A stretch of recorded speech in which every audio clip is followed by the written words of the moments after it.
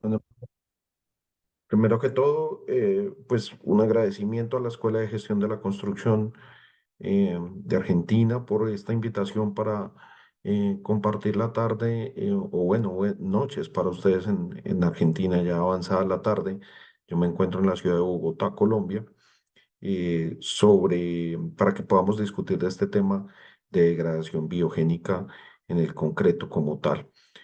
Antes de comenzar, les comento, yo soy ingeniero civil, trabajo para la empresa SICA hace aproximadamente 14 años y actualmente eh, gestiono toda el área en América Latina que tiene que ver con rehabilitación y reparación del concreto reforzado o del hormigón armado. El día de hoy, como lo decíamos y como se ve en la diapositiva, pues me han invitado para que tengamos una exposición y una breve discusión relacionada a la patología que se llama o que se conoce actualmente como degradación biogénica. Em, este es un tema que es de mucha actualidad en toda América Latina. Se está hablando mucho de esto. Es quizá la patología en este momento más nueva, sin ser tan nueva, pero es quizá la que más reciente eh, ha tenido, por decirlo, mayor estudio y diseño de nuevas soluciones.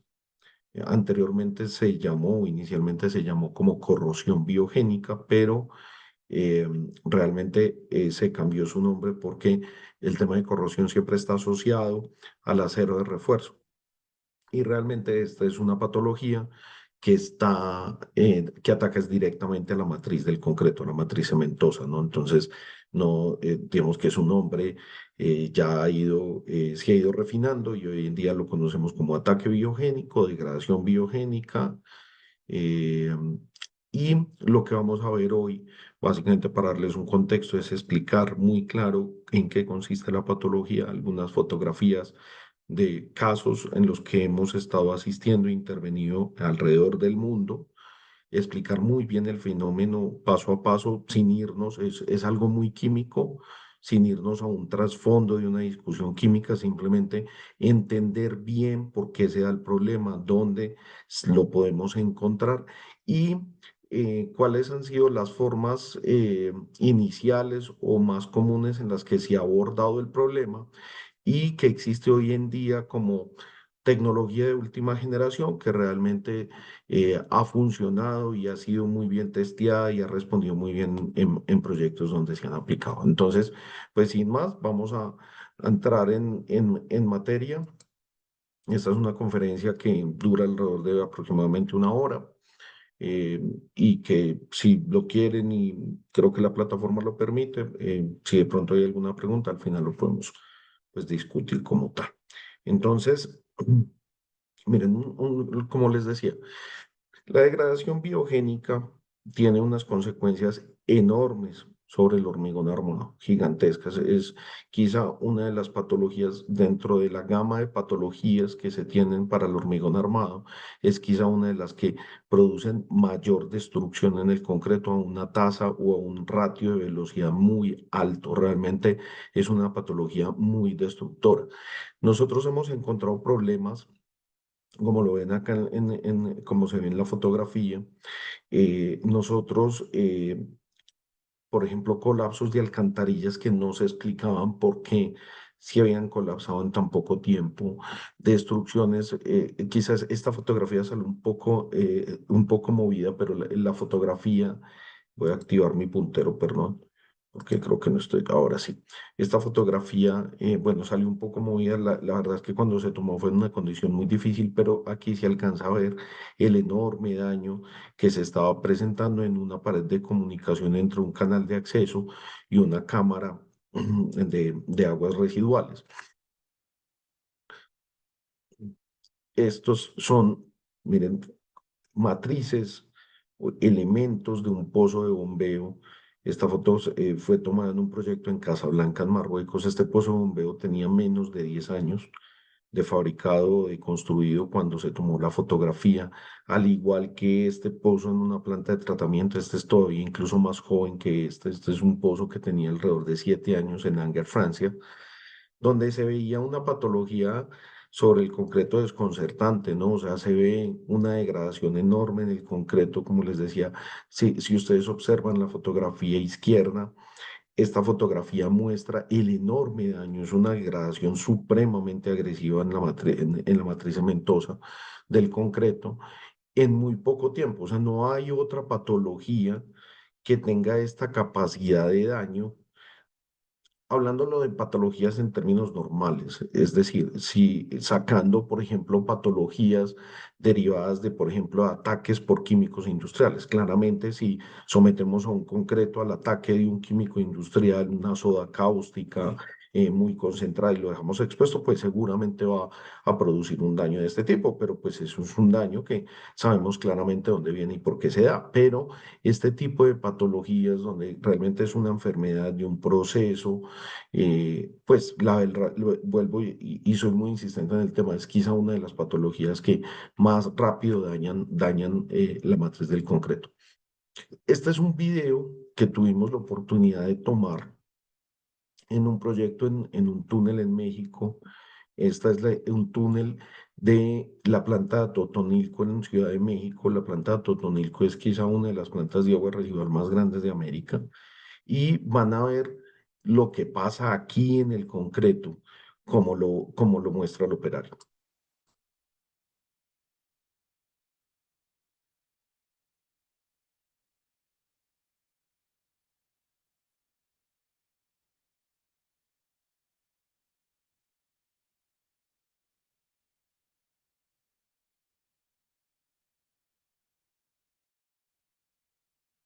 Es aterrador, ¿no? Es aterrador ver porque eso es concreto, o sea, eso es realmente, o era concreto, ¿ya?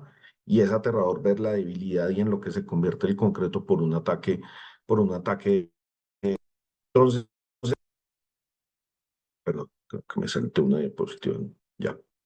Entonces, miren, por ejemplo, este video de la izquierda se fue tomado a los 4 años de haber puesto en servicio la planta de Totonilco en México. 4 años. Y miren la debilidad superficial que mostraba el concreto. Eso es lo que tiene la persona ahí, es una moneda. Lo está raspando con una moneda. Los 4 años. Y el video de la derecha, por personal nuestro, a los 6 años. O sea, 2 años, después de 2 años del primer video. Miren esto. Es realmente aterrador. Es una patología que es supremamente destructiva, ¿cierto? Entonces, uno cómo la empieza a identificar, uno que ve en este tipo de estructuras hidráulicas. Entonces, ya empezamos a decantar dónde se pueden encontrar este tipo de patologías. Uno, estructuras hidráulicas, principalmente, perdón, principalmente alcantarillas, túneles de conducción donde tenemos poca ventilación. Y ya voy a explicar el fenómeno. Pero siempre van a notar esto, la parte que está debajo de la línea de agua siempre va a estar sano. El único concreto que se daña es el concreto que quede por encima de la línea de agua, como lo muestran aquí las fotografías, ¿cierto? Entonces siempre el concreto deteriorado se encuentra por encima del flujo. Aquí, por ejemplo, ya se estaba haciendo una reparación. Entonces, cuál es el fenómeno? Entonces, el fenómeno ocurre cuando las bacterias de las aguas negras, en ausencia de oxígeno, en ausencia de oxígeno, transforman el sulfato en, perdón, en sulfuro de hidrógeno. Cuando hay una transformación del sulfuro de hidrógeno, ese sulfuro que ya es gaseoso se libera en la parte aérea de la tubería y durante las turbulencias aparecen otro tipo de bacterias. En ese caldo bacteriano, en conjunto con ese ácido y en presencia del oxígeno, básicamente lo que ocurre es una reacción que la vamos a ver acá. Entonces, lo primero es, el cemento Portland contiene silicato de calcio, ¿cierto? Entonces, su hidratación libera ineludiblemente hidróxido de calcio, o sea, CaOH2, ¿cierto? Posterior a ello, tenemos ácido sulfúrico generado por la bacteria del alcantarillado. Ese ácido sulfúrico va a reaccionar con el hidróxido de calcio liberado por el cemento Portland. En ese momento, ¿qué pasa? La reacción es la siguiente. El hidróxido de calcio del cemento Portland, cuando lo combino con el ácido sulfúrico, me reacciona en que entonces me produce CaSO4, comúnmente conocido como que sulfato de calcio. En otras palabras, yeso, ¿ya? Y libera dos moléculas de agua. ¿Cierto? Es decir, esta reacción produce yeso y agua. Por eso es que en los videos se nota que el concreto se pone blanco y es fácilmente desleznable. Es un material que es superficialmente muy débil, ¿cierto? Y ese yeso, ya como el yeso es soluble en agua, pues en entornos húmedos de alcantarillado, el yeso se disuelve. Entonces ahí empieza la pérdida de volumen, básicamente, ¿cierto? Entonces, lo que pasa es que siempre es un fenómeno continuo porque esa perturbación siempre va a mantener una capa fresca de cemento Portland para más ataque. Es decir, la capa superficial hace la reacción química, se convierte en yeso, se cae, encuentra más cemento Portland, entonces la bacteria vuelve y comienza otra vez el ciclo. Y siempre hay un ciclo constante, siempre hay un ciclo constante sobre esto y lo que termina con una degradación total del espesor del concreto, ¿ya? Básicamente esto es la reacción por la que se da esta patología del concreto. Entonces, ¿cómo lo podemos identificar? Entonces, ya habiendo explicado la reacción que les dije, creo que pudo haber quedado claro, sin irnos muy a la profundidad de la parte química, pero nosotros como ingenieros civiles ahí lo entendemos, ¿cierto? Es básicamente una reacción que me convierte el concreto en yeso y agua. Ya, ahora, aparte de los síntomas que di, de cómo podíamos empezar a identificar que necesitamos tener, necesitamos una parte esencial para que se dé esta patología es ausencia de oxígeno, ¿cierto? Entonces, lugares con poca ventilación. ¿Cómo los detectamos en las tuberías? Pues si hay, y me voy a devolver, si nosotros tenemos este personaje en un lugar con poca ventilación, fácilmente lo podemos detectar por el olor, ¿no? El ácido sulfúrico es aquel gas que huele muy mal, que tiene un olor como a huevo podrido, que es bastante tóxico, ¿cierto? Entonces necesitamos primero lugares con poca ventilación. Lo segundo, ya sabemos que es la patología se va a dar en la parte del concreto que esté por encima de la línea de agua.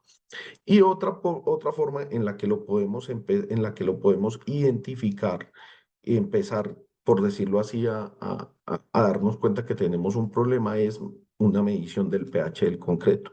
El pH del concreto nos va a dar un significado en qué podemos estar. ¿Por qué? Porque si nosotros tomamos con base en que el pH del concreto, dependiendo del tipo de cemento que utilicemos, debe estar arrancando de 11 hacia arriba, ¿cierto? O sea, 11 para hormigones a base de cementos aluminosos y 12 hacia arriba para cementos tipo Portland, ¿cierto? Después podemos tener un rango que nos lleva ese pH a un pH de 4 a 6, que ya podemos estar hablando, digamos, de carbonataciones y otro tipo de patologías, pero cuando ya tenemos pHs por debajo de 5, esos pH solamente se dan en presencia de ataques por ácidos. Y cuando ya tenemos esa presencia de ataques por ácidos combinados con los otros elementos que hemos dado, podemos casi que confirmar con un nivel de certeza muy bueno que estamos teniendo un problema de biodegradación biogénica, ¿ya? Entonces, esa es una de las formas de confirmarlo en su etapa inicial, pero sin embargo, como lo vieron, es una patología que simplemente con una debilidad superficial empezamos a ver yeso en la superficie, podemos tener una confirmación de que estamos teniendo un ataque biogénico como tal. Entonces, ¿cómo pueden ser los mecanismos para atacar o afrontar una biodegradación biogénica o para evitar? Entonces, como primera medida, podemos tener cuidado en especificaciones y diseños para soluciones en construcciones nuevas, ¿cierto? Entonces, una de las medidas que se pueden tomar es diseños adecuados para evitar la formación de sulfuro de hidrógeno, La ventilación es crucial. Si nosotros tenemos buena ventilación en este tipo de obras lineales, podemos casi que evitar esto, pero claramente esto no es tan fácil en cierto tipo de obras hidráulicas, ¿cierto? Es decir, tener ventilaciones muy seguidas nos implicarían que, por ejemplo, en tuberías, en conducciones, tuviéramos que tener alcantarillas muy seguidas y esto va a tener, no va a ser, normalmente no es tan fácil. Otra es tener hormigones con resistencia a sulfatos diseñados por norma. Por ejemplo, traigo a colación la norma EN206. Puede ser una norma que hable de hormigones con resistencia a sulfatos. Hay otras tecnologías, por ejemplo, productos de cristalización, que ahorita vamos a ver un poco al detalle de esto. Aditivos biocidas o morteros con tecnología 100% CAC, que también la vamos a explicar eh, más adelante.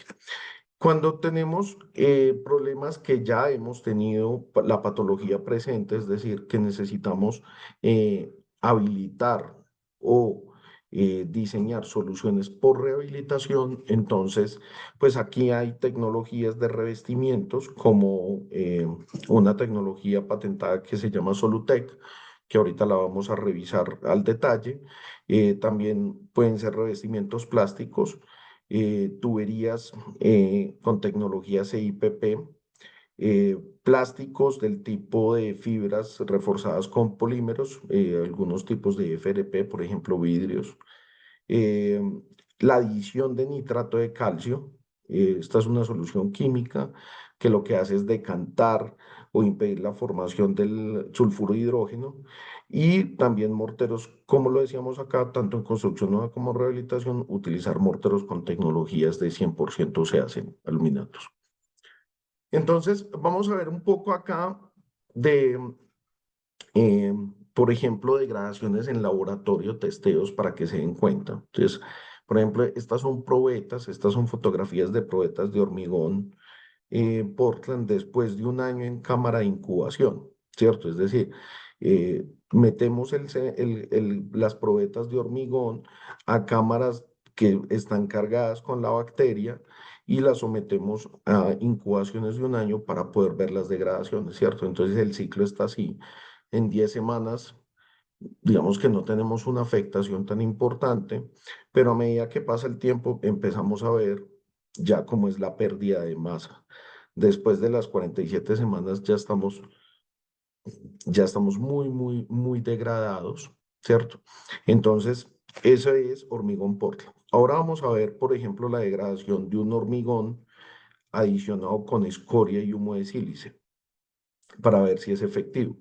Y como lo ven en las fotografías, pues la efectividad de la adición de escoria y de humo de sílice no es tan buena, ¿cierto? Es decir, miren que si comparamos esta fotografía, que es el espécimen final, con la anterior, claramente se ve una pérdida de masa mucho mayor en los hormigones que fueron adicionados con escoria y humo de sílice. Esta es una de las teorías que se prueban porque se tenía el concepto de que entre mayor densidad tuviera el cemento, el concreto, perdón, el hormigón, menor capilaridad tuviera, ese ingreso podía favorecer la no formación o el no alojamiento o la no reacción con las bacterias, pero definitivamente como se ven en los ensayos, pues no es una solución tan adecuada para el tema. Ahora, por ejemplo, productos de cristalización, ¿cierto? Que son muy comunes en el mercado, muy publicitados en el mercado. Entonces, la idea o el paradigma o la promesa de venta de este tipo de productos es que se rellenan las porosidades del hormigón para mejorar su durabilidad. Realmente esto es lo que uno busca con una tecnología de cristalización, sobre todo para impermeabilización. Lo que también se busca es que esto reaccione con los subproductos de hidratación del cemento y formar una estructura cristalina no soluble en la matriz del cemento. Y se dice en algunos productos que ayuda a reducir los efectos de la corrosión inducida por microbios. Esto es tomado de algunas hojas técnicas de algunos productos que se encuentran en el mercado. Esa es la idea, ¿cierto? Pero la realidad de lo que se ha visto en los estudios en laboratorio es que no impiden la formación del ácido sulfúrico. Definitivamente no hay eso. Y si ya tenemos formación del ácido sulfúrico, casi que vamos a tener con toda seguridad el fenómeno. No cambian completamente la estructura del hormigón, la cambian parcialmente, ¿cierto? Y pueden tener alguna mejora en comparación de un concreto normal, pero definitivamente no evitan que se produzca la biodegradación biogénica a largo plazo. Eso ya está más que testeado, ¿cierto? Entonces, por ejemplo, aquí hay una gráfica donde hacemos una lectura del pH versus días de productos donde se utilizaron cristalizadores, ¿cierto? Entonces, miren que lo primero que uno tiene que ver, que es lo que les decíamos, es la medida de pH. En los primeros 50 días, el pH de este concreto que estaba por alrededor de un 12,5 ya iba casi llegando a 6, ¿cierto? Y la degradación del pH continuó hasta que en el día 200 ya miren ya donde estábamos, ya prácticamente concreto no había, ¿cierto? Y aquí se ven en las probetas claramente cómo avanzó el fenómeno produciendo, volviendo la probeta prácticamente 100% yeso hasta llegar a este punto, ¿cierto? Como tal, entonces, definitivamente los productos de cristalización para este tipo de problemas quedan descartados, su efectividad está, digamos, son buenos para otro tipo de patologías, no quiero sonar a que los cristalizadores no sirven, pero cuando es un caso de evitar una patología por degradación biogénica, definitivamente este tipo de productos no es la solución, ¿cierto? Estas son, por ejemplo, probetas también que se probaron con adiciones de biocidas en el concreto. Después de 9 meses de cámara de incubación, si lo ven, tampoco hay, incluso, miren que esta degradación fue en la semana 37, o sea, ni siquiera se llegaron a las 48 semanas, ni por encima, porque ya hubo una degradación prematura. Es decir, que se encontró que la carga de biocida tiene que ser excesivamente alta, para poder lograr tener un efecto, lo que descarta el sistema como una medida efectiva, porque las tasas de biocida que deben ser adicionadas son tan altas que económicamente no es viable, operativamente tampoco. Entonces, pues esto descarta los biocidas como una medida que sea muy efectiva, ¿cierto? Ahora, los revestimientos, otra de las medidas son los revestimientos tipo resina, ¿cierto? Entonces, cuando hablamos de revestimientos tipo resina, o pueden ser revestimientos, digamos, pinturas tipo epóxicas, revestimientos tipo epoxi o eh, otro tipo de bases químicas diferentes a las epóxicas, como por ejemplo poliéster o de este tipo, pero quizás las más comunes en el mercado es la base epóxica o liners, capas de HDPE, algunos tipos de plásticos, ¿cierto? Donde, ¿qué pasa o qué hemos observado? Pues acá lo que se hace es que, recuerden, esta es la escala de pH. Aquí tenemos en este eje la variable del tiempo. ¿Y qué se observa? Y aquí esto simplemente es un gráfico para mostrar el fenómeno. Efectivamente se forma el ácido, perdón, el ácido sulfúrico, ¿cierto? Es decir, tenemos la formación del ácido sulfúrico, el gas sulfídrico, o sea, tenemos toda la formación definitivamente.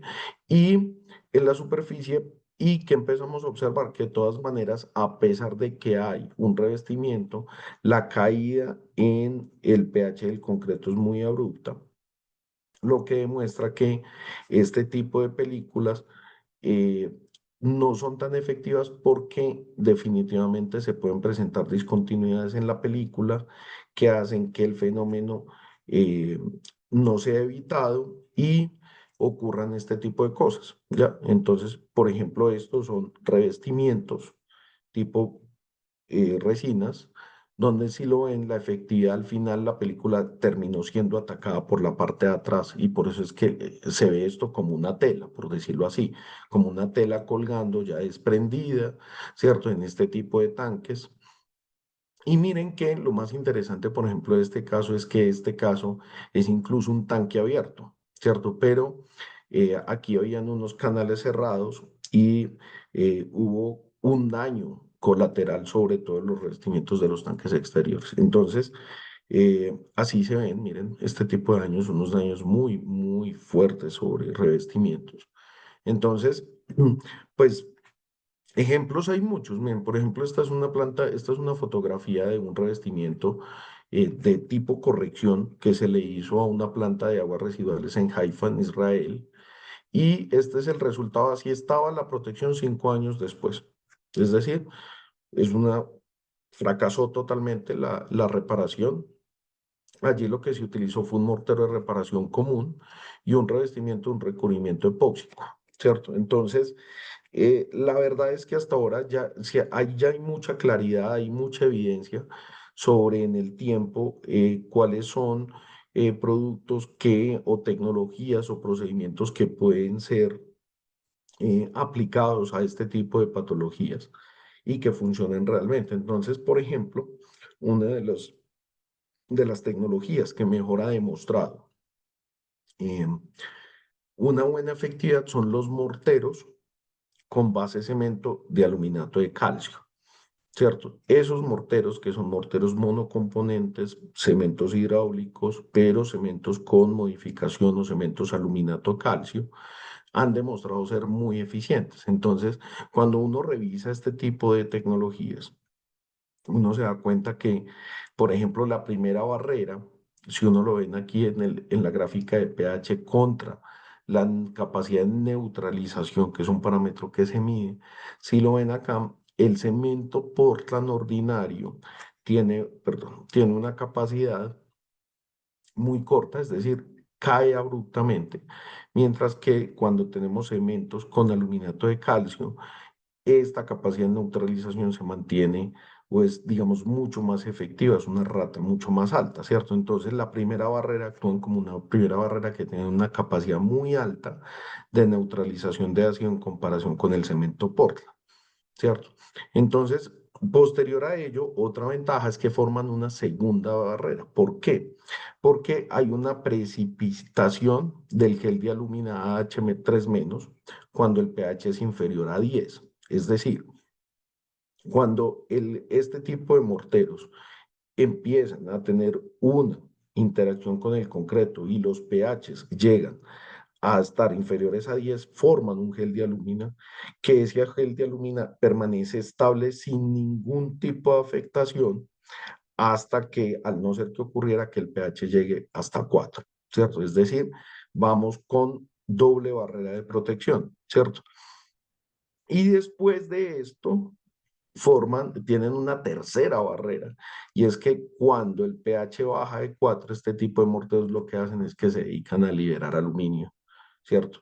Puras partículas de aluminio. Entonces, lo que hace eso es terminar de neutralizar la formación de las bacterias. Entonces, si por ejemplo comparamos, esto es, son testigos de pruebas hechas en el Instituto Fraunhofer en Alemania, que ellos tienen los equipos para reproducir este tipo de patología, ¿cierto? Entonces, estas son probetas, perdón, son probetas que después de un año en cámara de incubación, que equivale aproximadamente a 8 a 10 años en una alcantarilla real, si lo ven, por ejemplo, este es un mortero base cemento aluminato de calcio.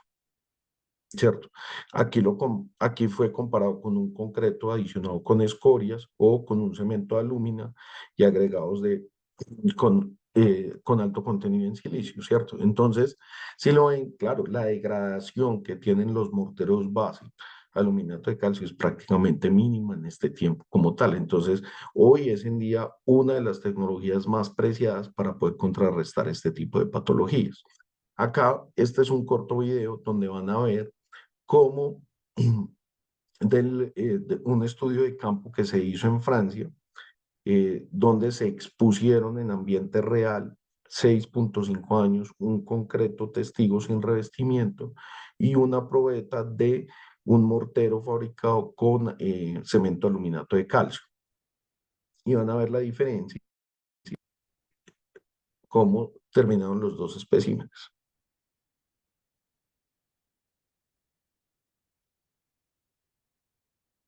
Entonces, es claro que el mortero referencia, pues es un mortero que ya no es mortero, es prácticamente yeso como tal. Si, aquí voy a volver a repetir el video, pues claramente este mortero no tuvo una degradación, o si tuvo una degradación, fue una degradación mínima. Para que esté después de 6,5 años expuesto a ese ambiente, realmente es una medida supremamente efectiva para contrarrestar este tipo de patología. Entonces, esa es una de los que funciona hoy en día muy bien. Y otras tecnologías que se han diseñado para esto son recubrimientos de bajo espesor con un polímero que fue desarrollado y que actualmente es patentado, que tiene el nombre de Solutec. Entonces, Solutec básicamente es un polímero que desarrollaron los químicos donde hacen el cruce de dos moléculas de poliuretano. Es decir, acá se utilizan unos poliuretanos que llamamos sencillos y otros poliuretanos que llaman poliuretanos de alto desempeño, y con eso formaron o lograron formar un polímero que tiene una retícula supremamente fuerte, supremamente entrelazada,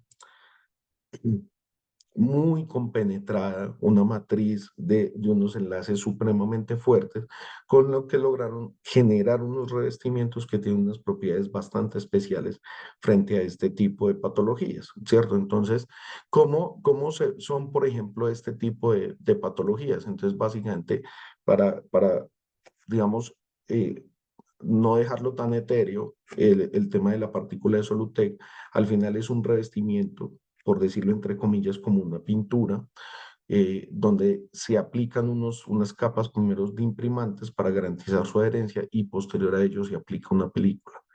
Y son películas que aproximadamente eh, se aplican entre 800 a 1 kilo por metro cuadrado de producto para generar unos espesores de películas secas de alrededor de 1 milímetro, 1,2 milímetros, y son unos polímeros que tienen unas características supremamente especiales, ¿cierto? Entonces, cuando estamos hablando de unas características supremamente especiales, pues las vamos a ver acá.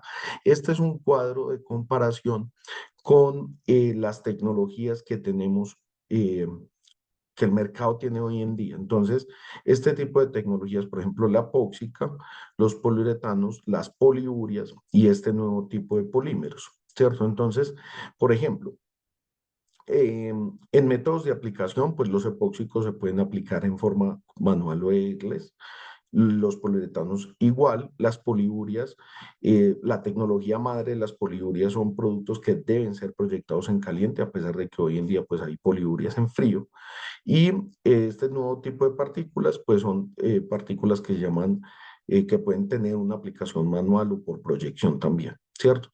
Dentro del rango de resistencia química, los epoxis están considerados como media alta, los poliuretanos tienen una alta, las poliuras también, pero este tipo de partículas nuevas tienen una resistencia química muy alta.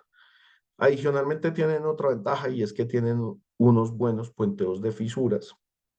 Realmente acá sí no hay como la poliuria para hacer puenteos de fisuras, tanto estáticos como dinámicos. Sin embargo, estas nuevas tipos de tecnologías tienen unos números bastante interesantes, ¿cierto? En los consumos, pues los consumos están en un rango medio, pero, por ejemplo, acá vienen cosas muy interesantes, donde, por ejemplo, la permeabilidad al vapor de agua es clase 3, es prácticamente son revestimientos que no son permeables a los vapores, mientras que los epóxicos están en una clase 2 de permeabilidad, o las poliureas están en una clase 1, es decir, son muy impermeables a los líquidos, pero los vapores son bastante permeables, ¿cierto?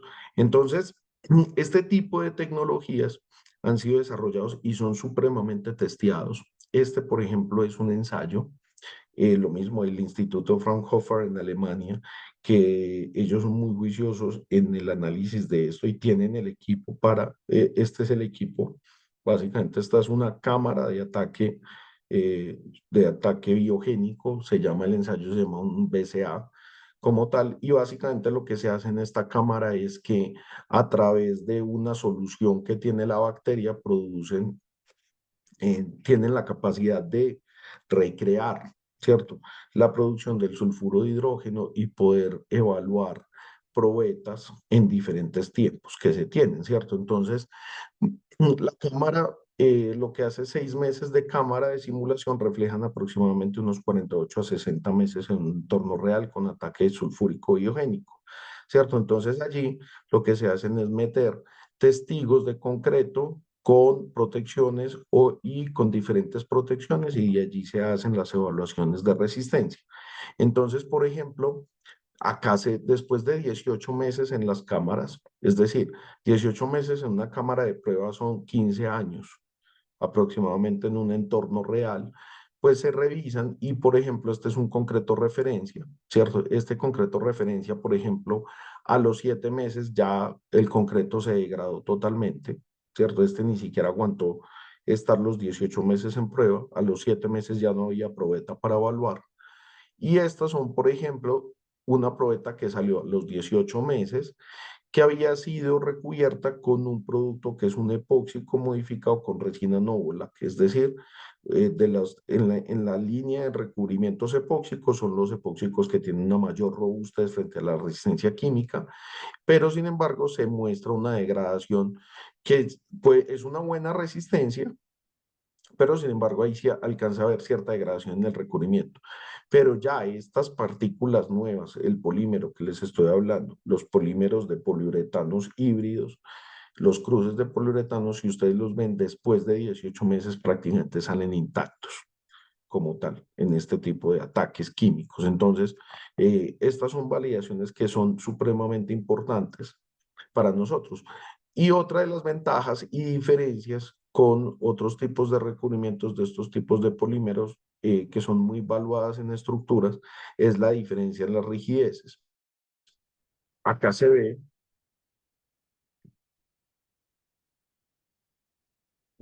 que son materiales que no,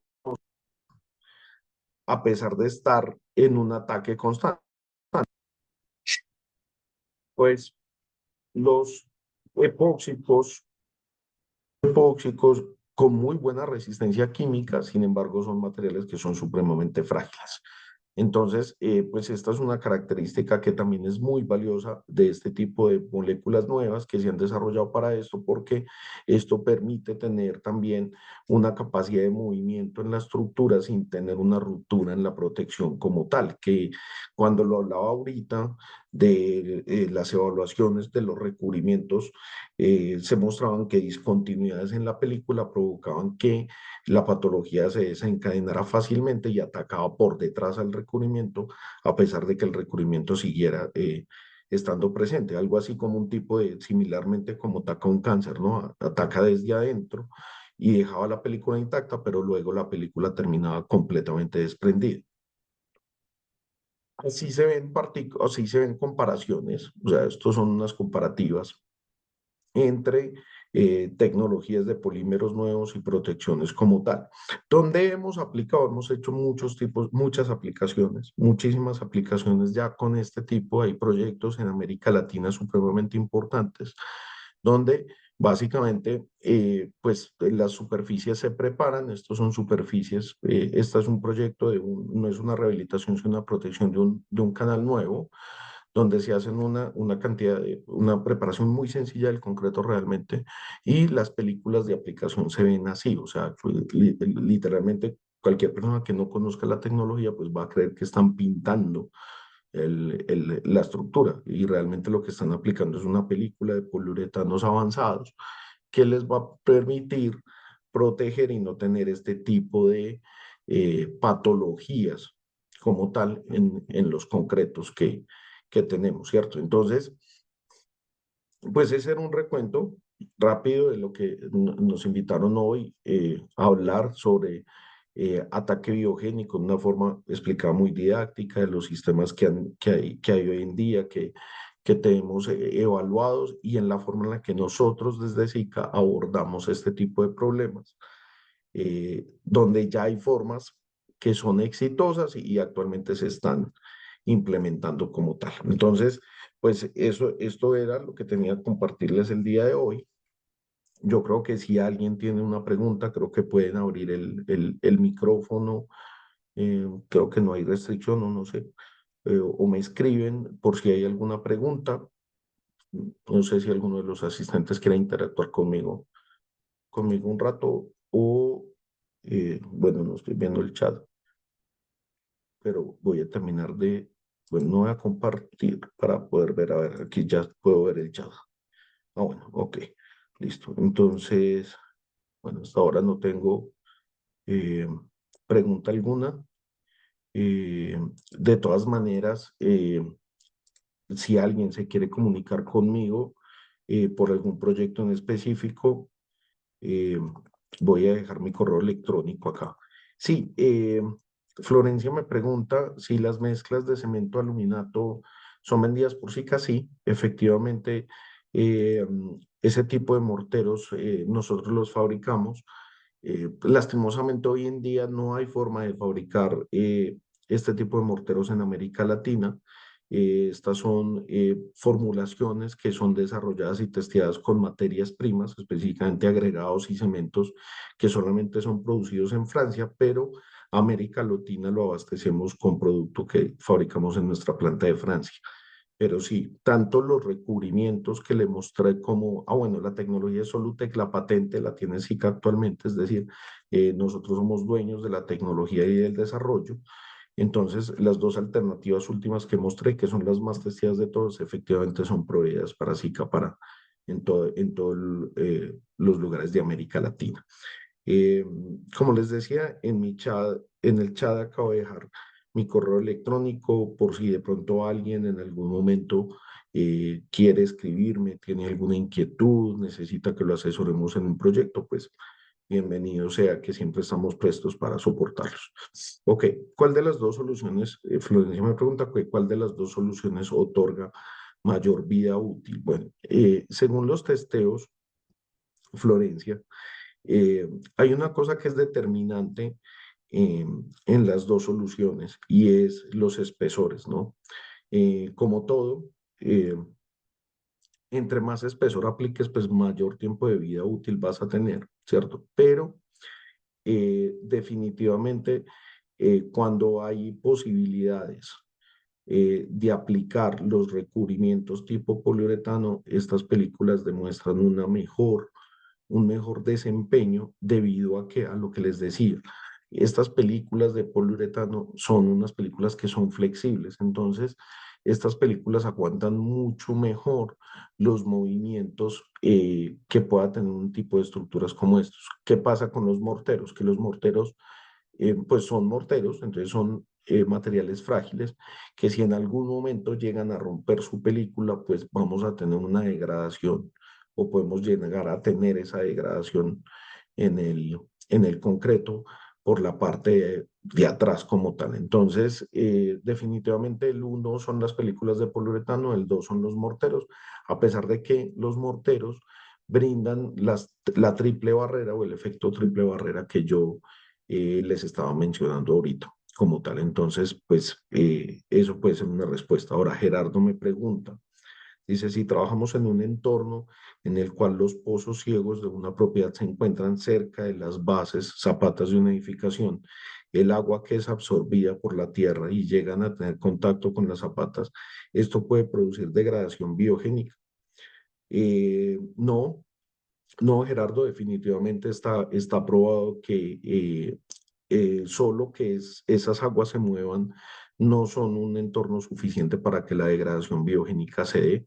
Necesitamos tener una alta carga de las bacterias que están presentes en las aguas residuales para que este fenómeno se dé como tal. Entonces, definitivamente no. Hay que tener ese caldo, ese caldo ahí de bacterias con un ambiente con oxígeno y con todo esto para que la reacción se dé completamente. Entonces, no, definitivamente ahí uno no esperaría que se dé.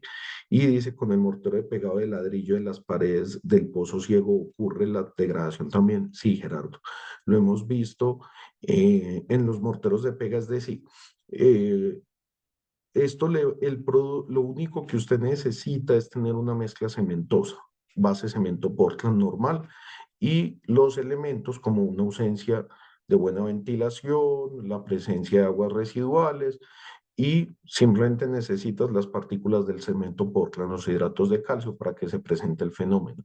Incluso lo hemos visto en algunos pasos, en algunos países donde construyen algunos pozos con, en Colombia les decimos bloques. Bloques son los mampuestos hechos con mezclas de cemento hidráulico no arcillosos, ¿ya?